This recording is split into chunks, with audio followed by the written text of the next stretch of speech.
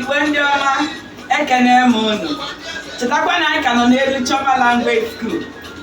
Anyị na-akụzi ọtụtụ ihe ma ịmụ asụsụ Igbo, ma egwu ndị Igbo, ma omenala ndị Igbo dị iche iche.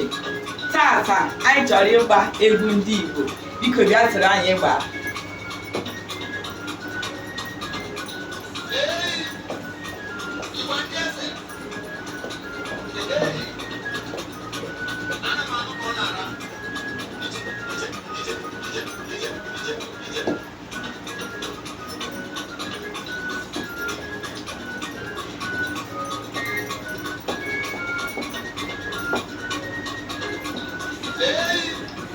Ka emesịanụ, biko echefukwana anyị nọ na elu summer classes.